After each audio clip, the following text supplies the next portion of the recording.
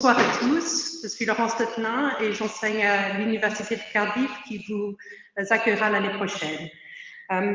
Good evening, it's a great pleasure to introduce tonight Costas Panayotakis, who has come from the University of Glasgow.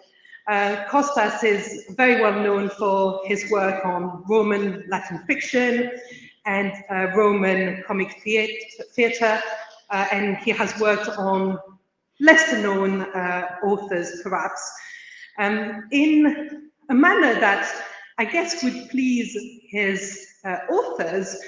Costas has a twin brother called Stelios, and for the duration of this conference, I have avoided Costas because I wasn't quite sure whether Costas was Costas or his brother Stelios. And I had shaved my beard so as to look identical. It is very much like a plot of a comic play.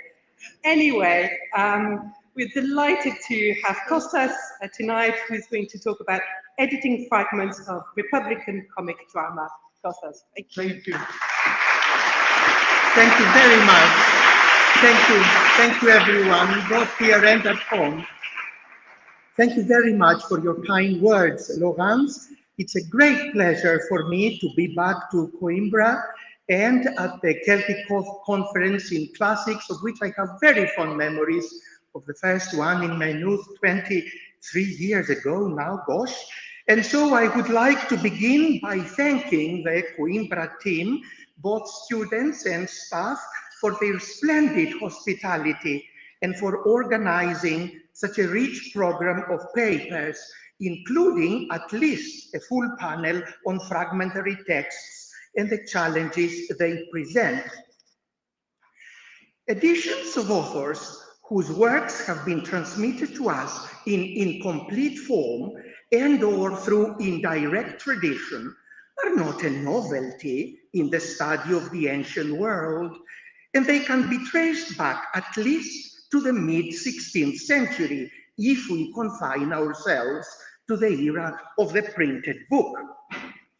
But in the past 100 years or so, there has been considerable scholarly activity in revising or preparing from scratch large-scale collections of fragmentary corpora, for instance, philological, philosophical, poetic, dramatic, oratorical, historical, medical, grammatical, to name but a few, or collections of the works of individual authors whose text survives in a dismembered form. All this activity, though, should function as a salutary reminder of the artificiality of the term fragmentum, which in Latin of the Republican and Imperial periods had only a material sense, indicating a piece of a tangible object that had been broken off. For example, a piece of bread, bone, wood, or glass. Nowadays, however, we use fragment somewhat inaccurately, but conveniently as an umbrella term, often confusing it with the words excerpt and extract, to refer to part or portion of an artistic work, mostly written, which was originally complete and from which the fragment in question either was actually broken, for example, an inscription from a broken monument, or part of a papyrus text, which, owing to adverse circumstances, preserves only some words, or was in some way detached. For instance, a literary, philosophical, or legal quotation that was not accidentally, but deliberately disconnected from its original context, in order to be embedded within an anthology of quotations or to become part of the narrative flow in the argumentation of an entirely different text. Therefore, the conceptual fluidity and lexical polysemy of the term fragment militates against the formulation of an easy or unambiguous answer to the question, What is a fragment? That's a very difficult question, the response to which will surely vary and depend on the nature of the material which is dealt with by the editor or editors of a specific fragmentary corpus. In the majority of cases that pertain to literary fragments which have been transmitted to us through quotation, the works to which they originally belonged are no longer accessible today to us. But it is also far from certain that the ancient author who cited a quotation had the complete work available and in front of them. The text of an author, which is now in a fragmentary state, may have been circulating in complete form when a source author quoted a portion from it, but the roots of the transmission of such quotations are so complex that it would be preferable to avoid assumptions about the accuracy of literary fragments preserved through quotation and to assess each case separately and on its own merits. And so, an editor of a literary corpus that survives only in portions may best approach the material at hand first by defining what a fragment or a quotation is, and then by thinking about the source authors or the visual culture contexts in which the quotations appear, why the quotations have been cited by the source authors, where the source authors may have found these quotations, what the new context is in which the quotations are incorporated, and how one should amend the text, if appropriate, in accordance with the language and style of the fragmentary author, rather than the language and style of the transmitting source author, or the medieval scribe who copied the text and interpreted or misinterpreted the quotation in his own way. Now, if the text of a quotation needs to be amended, it's also essential for an editor to have a view on what exactly they are attempting to correct. The error of the source author himself, or the error of the scribe who transmitted the source author. My own approach to fragmentology took place via the study of literary quotations taken from late Republican comic playwrights, whose scripts, unlike those of Plautus and Terence, do not survive in direct transmission and had an ambiguous reputation in antiquity, ambiguous to say the least. This was so perhaps because of their vocabulary that was deemed uncouth, the satirical and sexual subject matter they presented on stage, and the social circumstances within which they operated. These quotations were attributed to plays associated with a Latin literary mime as represented by the mimographer Decimus Laberius, and with a literary phase of the type of drama conventionally known as Totelin comedy, in particular the plays of Pomponius and Novius. The era in which these playwrights operated is in all likelihood the 1st century BC. Now, by Laberian or Totelin fragment, I mean item 1 on your handout, a quotation of at least one word which was transcribed directly from the script of a mime or a Totelin comedy, or copied from an anthology of fragments, or written down from memory by a later author, and which was then embedded into another context, most frequently the works of erudite polymaths such as Gellius and Macrobius, late antique Latin grammarians such as Carisius, Diomedes, and Priscian, and the lexicographer Nonius, in order for them to illustrate a point in what they considered unusual vocabulary or uncommon syntax or rare morphology. Not all of my observations here will be pertinent to the task of an editor of a non-dramatic fragmentary corpus. For example, an editor of prose, historical, philosophical, or oratorical fragments has a different set of issues to address, including the difficult distinction between a testimonium and a fragment, and between paraphrasing and quoting verbatim. The overarching principle, though, that underlies my approach to the corpus of Laberius and the Atellane playwrights is the crucial importance of going back to consult not merely the previous editions of such a corpus, not merely the most recent, the most authoritative editions of the source authors, but primarily the manuscripts of the source authors themselves, so that we may understand the problems of their transmission and the position of the fragments within their new context.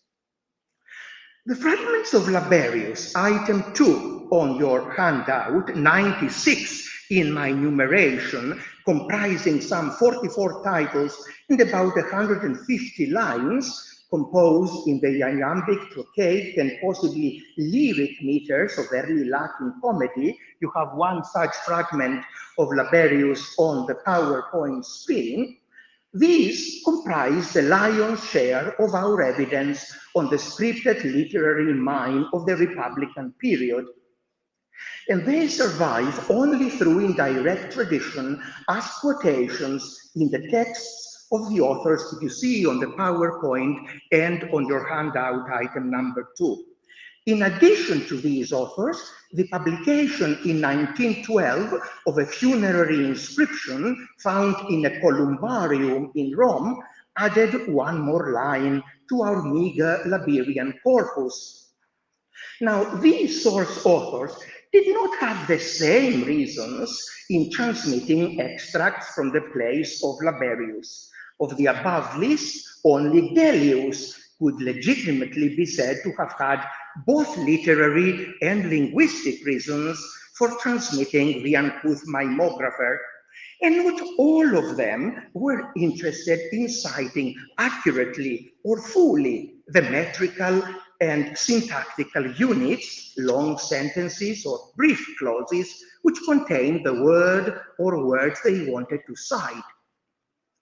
A slightly similar picture emerges for the plays of the Atellane playwrights, of which only quotations, about 270, totaling approximately 1,650 words, with the longest quotation being just 3 lines, have been transmitted almost exclusively for linguistic reasons through lexica, commentaries on ancient texts, erudite linguistic compilations, a few grammatical works, and the treatises of lexicographers. As you see, Pomponius and Novius take up the largest part of the citations which have come down to us primarily through Nonius Marcellus and his sources. Now, of these authors, Cicero, Seneca, Fronto, Lactantius, and Macrobius are the only literary authors who transmit no more than 9 Atellane fragments for purely literary reasons. These statistics are important, not only because they show the potentially misleading picture we obtain about the overall theatrical category to which the quotations belong, but also because the small numbers demonstrate the difficulty of editing such a small corpus, for which there is very little available supporting evidence in terms of synchronic comparative material, when it is deemed appropriate to amend the text. Where should one look for parallels when to establish a plausible case for conjectures? Under these circumstances, a diachronic, textual, metrical, and thematic approach is perhaps more fruitful, because the excellent fragments of Atellane comedy and the Latin mime do not seem to present significant deviations from the prosody, syntax, and some aspects, not all aspects, but some aspects of the morphology and lexicon of Plautus. So I always go back to Plautus with some caution if I want to establish some parallels to amend the text of these playwrights. From the indirect tradition and from the testimonia on the Atellana and the mime, we are led to believe that these popular forms of theatrical entertainment in their literary form were composed in verse that scanned. Item 3 on the handout. Therefore, it is sensible to assume that the extant fragments too should be edited so as to scan.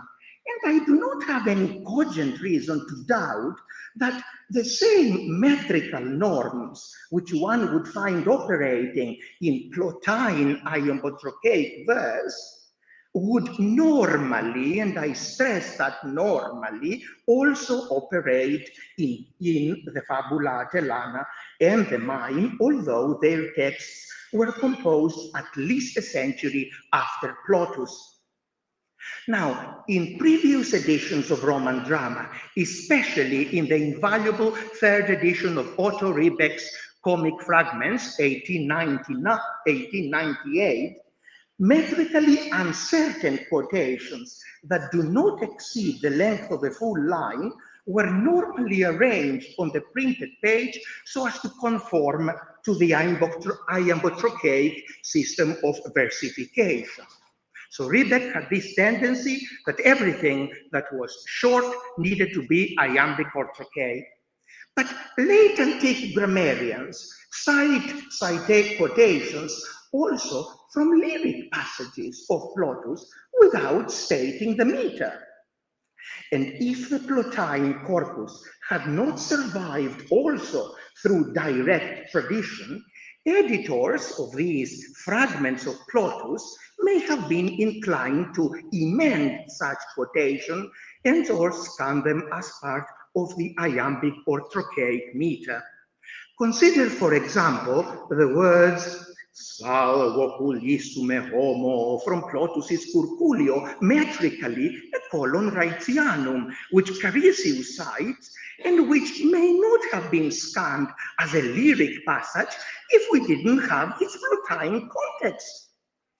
Therefore, we shouldn't readily dismiss the hypothesis that mime and Atellane comedy too included passages in lyric meters in their performances, and this view seems to be supported by the testimony of post-Republican authors such as Petronius. Now, the wide variety of authors citing the uncouth mimeographers or the Atellane playwrights, or indeed Republican drama in general, is daunting and raises the issue of the reliability of each source author and his source. Even if erudite scholars such as Gellius were diligently and accurately copying verse authors, we can never be sure that their sources were accurate and reliable, or that in essential words, which were originally contained in short quotations, were somehow changed when they were integrated into the sentences of Gellius's text. This uncertainty about what has actually been transmitted applies not only to the words of the quotations, but also to the names of the playwrights themselves.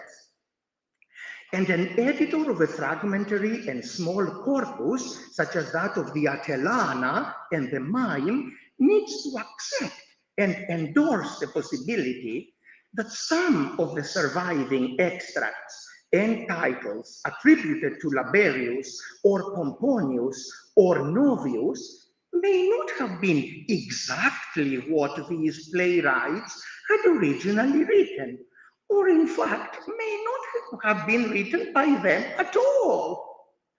In this respect, it's instructive to note the confusion that exists in some manuscripts between, for example, the readings Laberius and Valerius, or Laverius, and Livius, the playwright Livius Andronicus, or Laverius and Levius. I remember when I first started working on Laberius many years ago, I had lunch with Harry Jocelyn, who absolutely terrified me. And he said to me, "You can never be sure." And this fear has never left me 20 years later. Lack of clarity as to the authorship of a fragment applies also to the extant Atellana. There is often confusion in the manuscripts between the readings Novius and Nevius. And out of the 89 fragments which one finds in Riebeck's third edition under Novius's name, the Fabula Atellana playwright, Novius, I counted 16 cases in which a group of manuscripts attributes the fragment not to Novius, but to Naevius, who wrote different types of plays at a different time. And that, for example, item 4A on your handout, the fragment from the Malevoli. Here, the reading Naevius is attested, as you can see from the Apparatus Criticus. The reading Naevius is attested only in one branch of the so-called extract version of Nonius's text, indicated by the siglum DA, while both the oldest manuscript of Nonius, L, and G, the sole complete representative of the version of Nonius known as the Doctor text, give Novius. Therefore, the attribution of the Malevoli to Novius in this case seems to be strongly supported by somewhat reliable witnesses and hence becomes more plausible. Sometimes, however, previous editors of Roman drama have attributed a fragment to the Atellane playwright Novius without any manuscript support at all. This is the case, for example, with the fragments of the play Tabellaria, cited by Diomedes and Nonius Marcellus, and they are 4b and 4c in your handout. In 4b, you see that Novius is Friedrich Botte's emendation, which goes back to 1824, while in 4c, the attribution of the fragment to Novius goes back to Mercier's edition of Nonius Marcellus in 1604. And since then, we have just passively accepted these, but for no good reasons. What good reason is there to reject the reading of all the manuscripts of Diomedes and Nonius in these passages and follow Mercier and Botte in attributing the Tabellaria and its fragments not to Naevius but to Novius? So I am inclined in my edition, which I am preparing, to put them in the dubia so that people can find them at least when making correspondence with Riebeck. Editors of Roman tragedy have been unwilling to ascribe fragments of a loftier tone and register to Pomponius, the author of farce. He was very vulgar, very scatological. He introduced this kind of vocabulary into Roman drama. So whenever previous editors saw something that resembled a higher register, prefer to ascribe, to allocate the fragment not to the Atellane Pomponius, but to Pomponius Secundus, the tragic playwright of the Neronian period. That's item 4D on your handout. The problem, you see, lies partly in the fact that although in their testimonia on the tragedian Pomponius, you've got Quintilian, Tacitus, Pliny the Younger, Carisius, and Terentianus Maurus, all of them qualify the name Pomponius with the adjective secundus because they want to differentiate the tragic poet from the Atellane playwright. Nonius Marcellus doesn't do this. he just mentions the word Pomponius. A good example of the confusion that may arise from editorial assumptions about the authorship of fragments can be shown with reference to the quotation from a play probably entitled Atreus. This quotation is found in Nonius Marcellus, who cites it for lexical reasons, namely the otherwise unattested verb notificare. And all the extant manuscripts of Nonius at this point attribute it to an author simply called Pomponius. But who is this Pomponius? Now, both Ribet and Frasinetti, because they thought that Atellane comedy was extremely vulgar, have excluded it from their collections of Atellane comedy. And in his edition of the Roman tragic playwrights, Marcus Schauer attributes the fragment, which you see on the handout and on the PowerPoint. Marcus Schauer attributes the fragment, I think unwisely, to Pomponius Secundus. I tentatively translate the fragment, which you see on the screen, as follows. I beseech you now to unfold the stock of my race and to make the matter known to me. As I said earlier, Ribet couldn't reconcile the overall vulgar nature of Atellane drama with the style of this fragment, and so he attributed it to the tragic playwright Pomponius Secundus.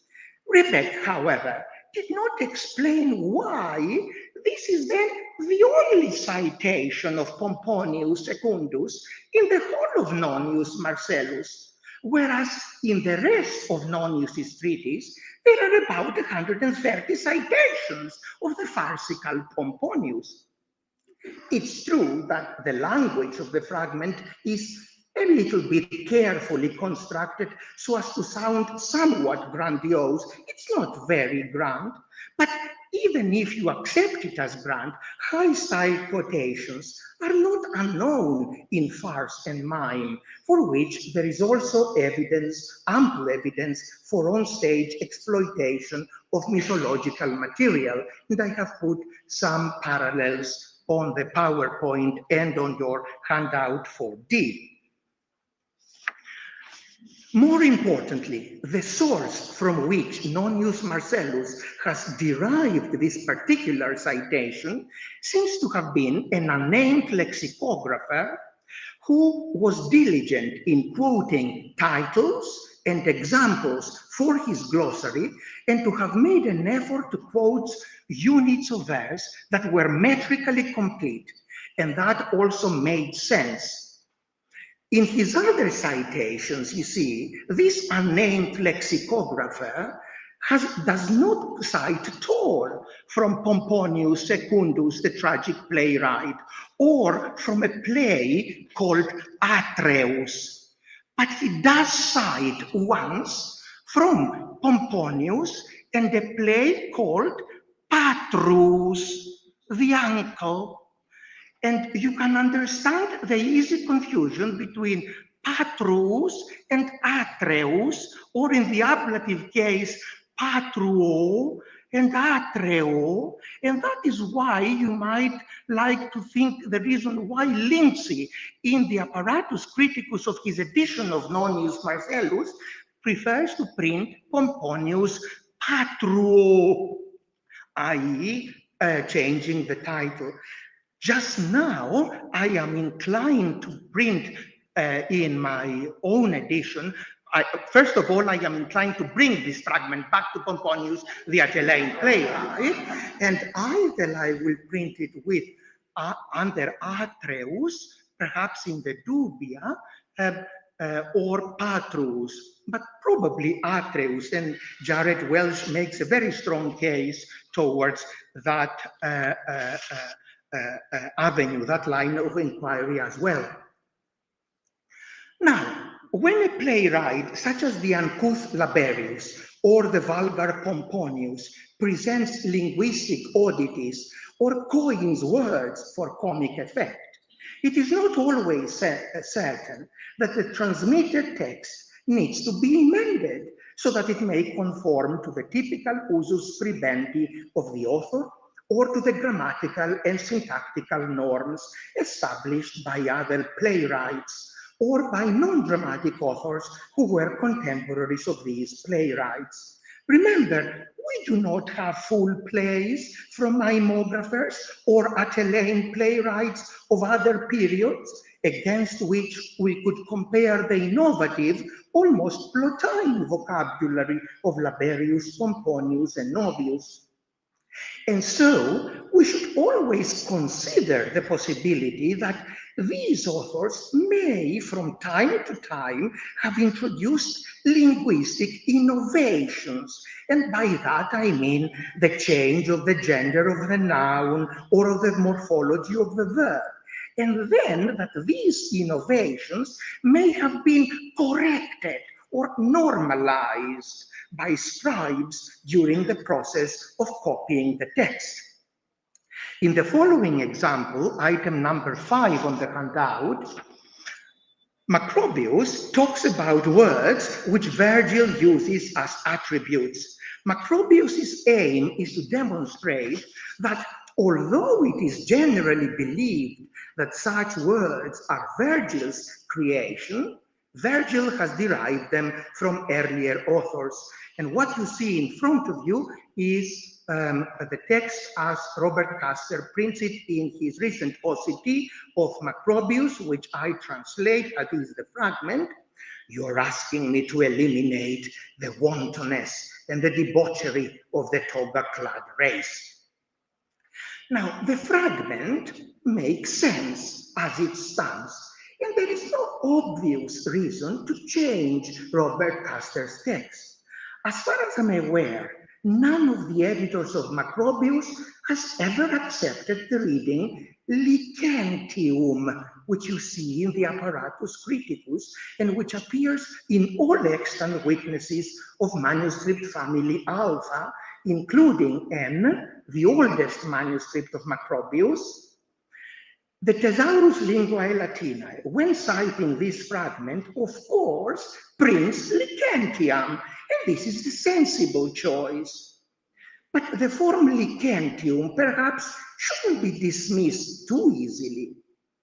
With regard to the manuscripts of family Alpha, Castor has a beautiful paragraph. He writes, N and P represent two extremes of scribal behavior.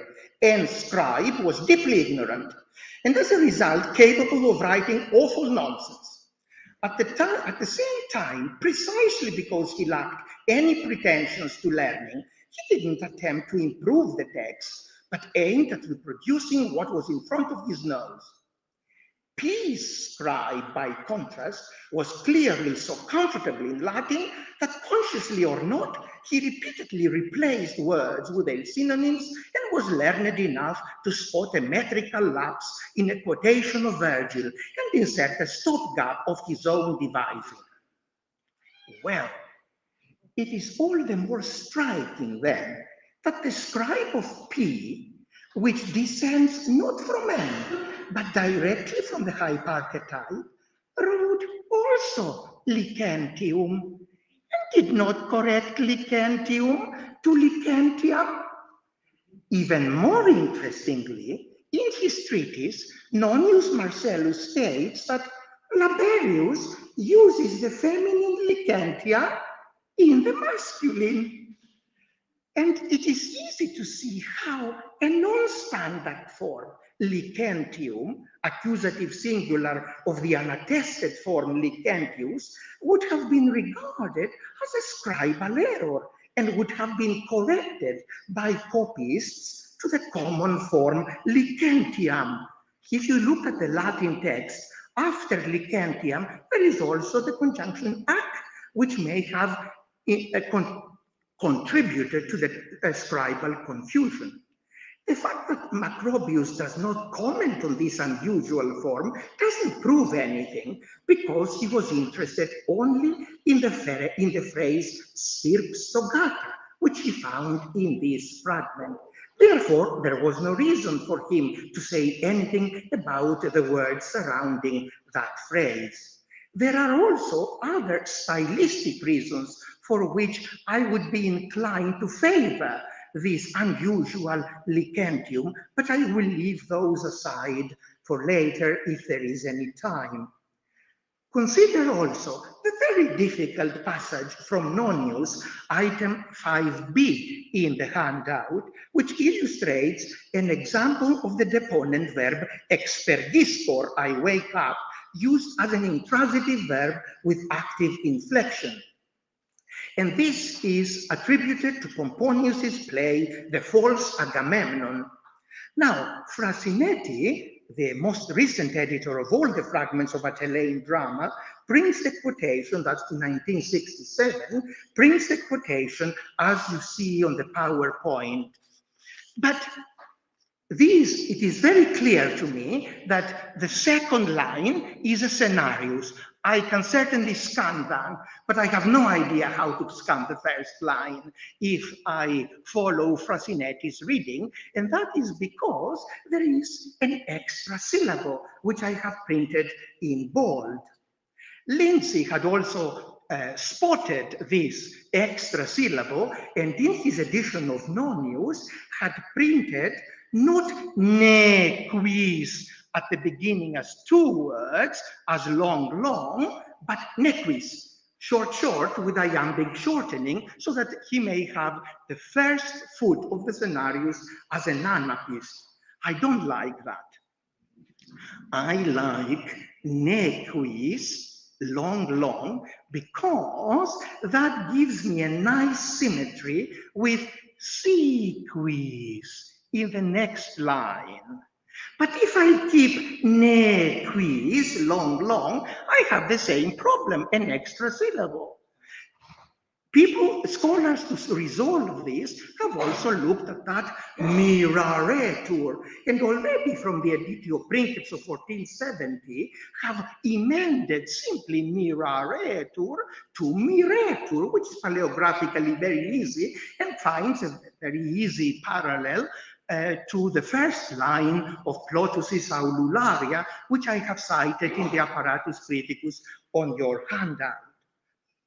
However, we should also bear in mind that Pomponius was fond of using deponent verbs with active voice inflection. We have already seen the form expergiscere instead of expergisceretur, and on your handout, I have given you a list of other such deponent verbs with active inflection. Look at the last one, which I have put in bold, mirabis, not instead of miraberis. Could it be then that Pomponius wrote not miraretur or miretur, but miraret, acoustically similar to the imperfect subjunctive in the following line, dormitaret, in homoioteliuton, very symmetrically with nequis, sequis earlier on. The line would still scan with miraret, and it's possible to see why a scribe who didn't understand scansion or Pomponius's idiosyncratic use of deponent verbs corrected miraret to miraret, yes, to miraretur. So in my edition, I am going for that.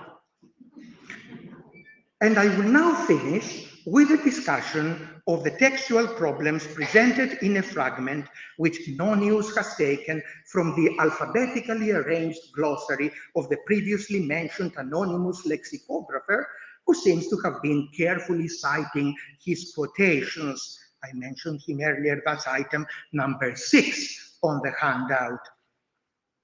This quotation is interesting for many reasons, not least because it consists of two words, con la bella osculum, purse your dear little lips for a kiss, which I cannot for the life of me easily accommodate within the iambotrochaic system, and that is because it contains a disyllabic element that coincides with the end of a polysyllabic word.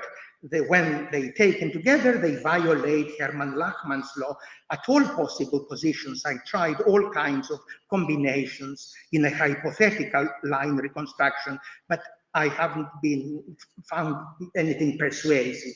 Now, the fragment seems to me to stand better, if not perfectly, as an incomplete critic.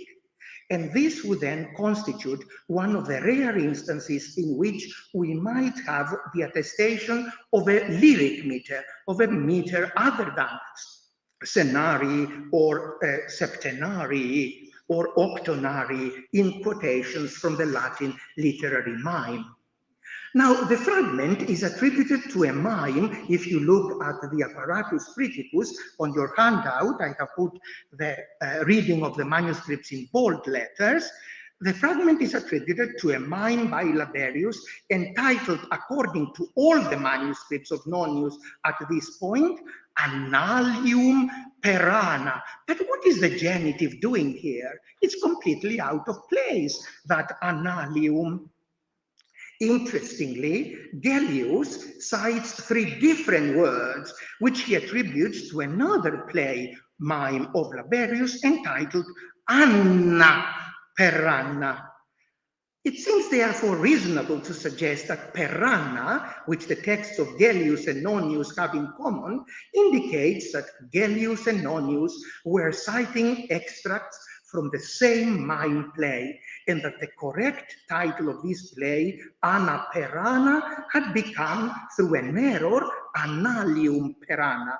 What might that error have been? If you turn the page, page 4, to look at the folio of F,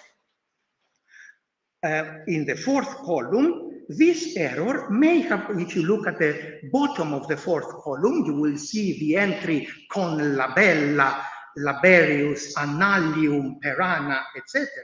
This error may have originated from the fact that in the entry which exists immediately above con labella, namely con germanescere, which I have indicated by means of a blue arrow, Nonius cites a fragment from Claudius Quadrigarius Annales, again written in all the extant manuscripts. It's possible then that the eye of the scribe saw the eus, Quadrigarius, Laberius, Anna, and jumped and wrote also Annalium Perana instead of Anna Perana in Laberius's case, possibly also because he didn't know the story of Anna Perana from Ovid. There are more complex issues surrounding the fragment itself, but for the purpose of saving time, I can leave them out for now and go directly to my conclusions. In this brief presentation, then, I covered only selectively and hastily some of the issues an editor of fragmentary comic drama faces. I stressed the importance of consulting the actual manuscripts and the early printed editions of the source authors, and the significance of understanding the lemma or the new context within which the quotation is embedded, and which is in some cases misleading for the words the fragment contains. I talked about the reliability or unreliability of some source authors, the value of understanding early Latin meter, register, and language, both from a synchronic and from a diachronic perspective. I highlighted the risks of making assumptions about attributing fragments to authors, and I touched upon possible editorial prejudices concerning the tone or vocabulary one expects to find in farce and mime. Very recently, I published an article in which I argued against having eschatological word in the vocabulary of Pomponius. Not everything in the Aptelein comedy needed to be obscene. I have not talked about emendation through transposition. I have not talked about the choice between different readings of the same fragment as attested through different source authors. That's an example on the last page of your handout and on the PowerPoint screen. And I haven't talked about what an editor might do if a metrical quotation, which has to be metrical, has been embedded into its new syntactical prose context in such a way that it is impossible to scan it or reconstruct it metrically with any certainty. Although I cannot offer definite answers to many of the questions I have posed, it is perhaps equally, if not more important, to be aware of the problems which apply to the editing of quotations that make up ghost-like literary forms of theatrical entertainment, such as the Atellana and the mime. Thank you very much for your attention.